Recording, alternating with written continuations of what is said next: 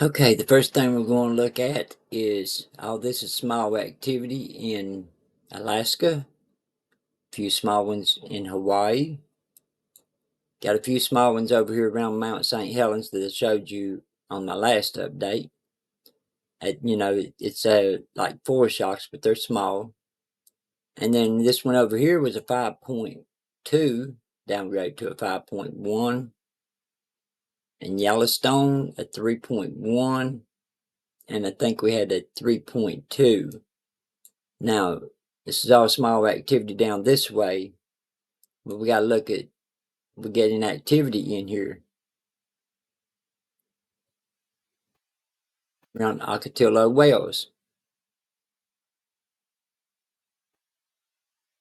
We wasn't getting activity in there, so we're going to have to start watching this area for, next couple of days. Keep an eye on this area down here around Salton Sea. All right, now Yellowstone. Let's go over here and look at this. Got a 3.3, then the 3.1. No foreshocks. But here's the concerning part. You can see right here, let me go down here where the earthquakes are located. It's right on the edge of a volcanic ridge. Let's go look at this, see what it looks like. Okay, here's Yellowstone, and here's our earthquakes where they're located. Let me go down here and check it out. Yeah, right here.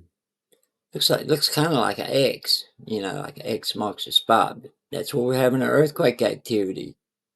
And we got to look at where it's located. Of course, Yellowstone gets earthquakes. I mean, it's normal. It's a volcano. It's huge. It's going to get earthquakes. But we got to look at where they're at and watch the areas when they hit in those areas, certain areas. And this one here, Mount Holmes, Three Rivers Peak, North White Peak. This is all volcanoes through here. Just some's a little bigger than the other ones, but right here's where our earthquakes are located. Don't see anything on the ground except for, uplifts, movements, and this here looks like stretch marks or something.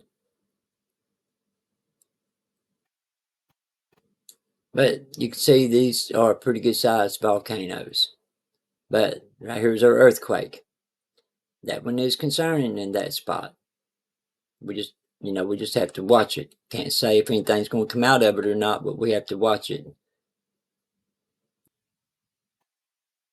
Okay, yesterday I put out an update about 6.0 or greater, and you got to, like I was saying, it can come out and spread out.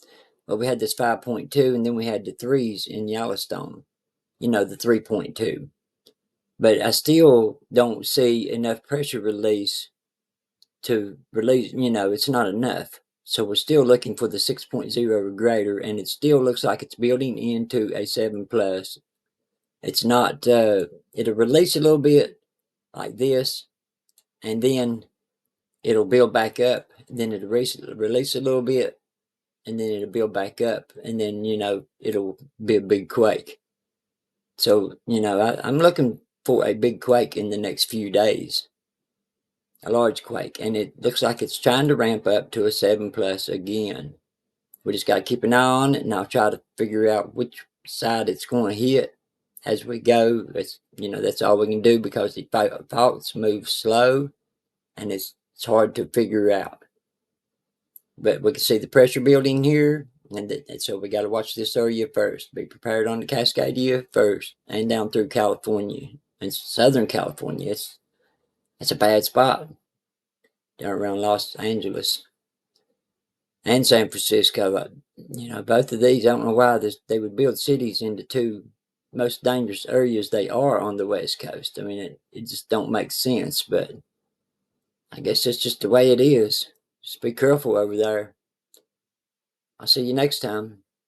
Everybody stay safe, and we'll be watching.